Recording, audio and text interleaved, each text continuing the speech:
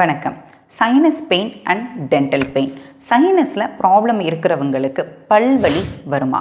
Sinus பெயினையும் dental பெயினையும் நம்ம எப்படி differentiate பண்ணுறது, அதை பற்றி தான் இந்த வீடியோவில் பார்க்க போகிறோம். I am doctor Indumathi, Malar dental clinic, Coimbatore.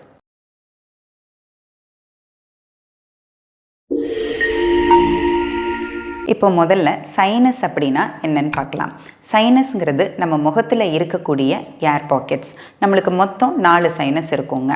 Frontal sinus நம்ம நெத்தியில் இருக்கக்கூடியது, ஸ்பீனாய்ட் சைனஸ் நம்ம கண்ணுக்கு பின்னாடி இருக்கும், எத்மாய்ட் சைனஸ் நம்ம மூக்கோட 2 பக்கமும் இருக்கும், மேக்ஸிலரி சைனஸ் நம்மளோட கன்னத்தில் இருக்கும். இந்த சைனஸோட முக்கியமான வேலை என்ன அப்படின்னு பார்த்தோம்னா, நம்ம சுவாசிக்கிற காற்றை சுத்தம் பண்ணிட்டு அதுக்கப்புறமா நம்மளோட நுரையீரலுக்கு அதை அனுப்பும்.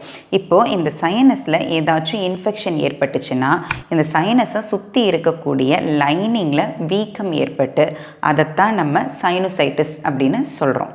இப்போது நம்ம கன்னத்தில் இருக்கக்கூடிய மேக்ஸிலரி சைனஸும் நம்ம மேல் தாடையில் இருக்கக்கூடிய கடவாய் பற்களும் ரொம்ப பக்கத்தில் இருக்குங்க. இப்போ நம்மளுக்கு சளி பிடிச்சாலோ இல்லை வேறு ஏதாவது அலர்ஜியின் காரணத்தாலோ மேக்ஸிலரி சைனஸில் வீக்கம் ஏற்பட்டால் அது அந்த மேல் பற்களோட வேரை கொஞ்சம் கொஞ்சமாக அழுத்த ஆரம்பிக்கும்.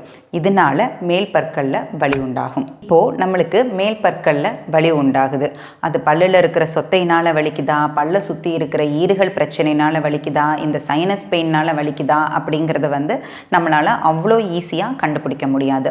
இருந்தாலும் சைனஸ் பெயினுக்கும் டென்டல் பெயினுக்கும் இருக்கக்கூடிய ஒரு சில வித்தியாசங்கள் என்னென்ன அப்படின்னு பார்த்தோம்னா, சைனஸ் பெயின் அப்படிங்கிறது யூஸ்வலாக தலைவலி, காது வலி அப்படின்னு அதோட சேர்த்து வலிக்கும், வெறும் பல்லு மட்டும் வலிக்காது.